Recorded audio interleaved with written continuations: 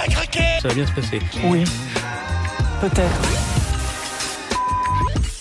Lundi 7 juillet, on a appris la disparition du député LR Olivier Marleix.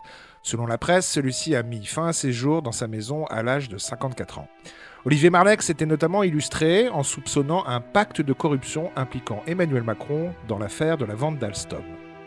Vous dites qu'il est quand même étonnant de retrouver des gens qui auraient pu être intéressés à cette vente et à d'autres que Emmanuel Macron a signé dans la liste des donateurs de campagne d'Emmanuel Macron. Oui, écoutez, j'ai été assez surpris quelques semaines après de lire dans la presse quelques enquêtes avec les noms des premiers donateurs, des premiers organisateurs de dîners de levée de fonds. Et effectivement, je trouve extrêmement problématique que des gens qui sont dans la liste des bénéficiaires de ces ventes qui n'auraient pas pu une fois encore avoir lieu sans la signature d'Emmanuel Macron. Donc que des gens qui ont pu directement ou indirectement en tant qu'actionnaires d'entreprises bénéficier de ces autorisations administratives accordées par Emmanuel Macron se soient ensuite mobilisés pour lui.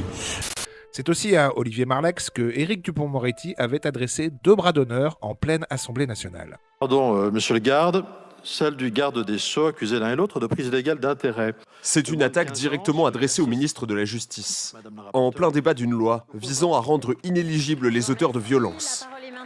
Éric Dupond-Moretti répond alors par 2 bras d'honneur, non filmés, mais vus par certains élus. Le garde des Sceaux assume d'abord son geste. Ce bras d'honneur n'est pas adressé au député Marleix, c'est un bras d'honneur à la présomption d'innocence. Avant d'admettre une faute, après 2 suspensions de séance. Si mon geste a été mal interprété, je lui présente mes excuses ainsi qu'à toute la représentation nationale. Des excuses qui n'ont pas apaisé la colère des oppositions. Il paraît totalement invraisemblable qu'un membre du gouvernement de la République française se permette de faire des bras d'honneur à la représentation nationale. Enfin, Olivier Marleix avait aussi défendu un amendement visant à supprimer la loi instaurant le pass vaccinal.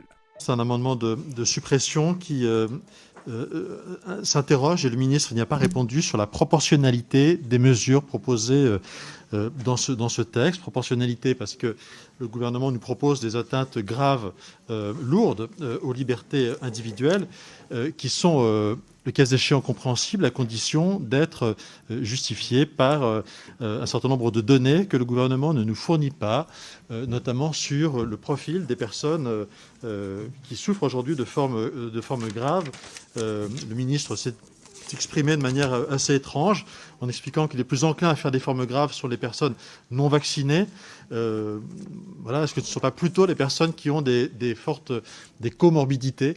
Et donc pour partager la stratégie du gouvernement, encore faudrait-il que nous ayons ces éléments qui justifient la proportionnalité des mesures. Ce n'est pas le cas.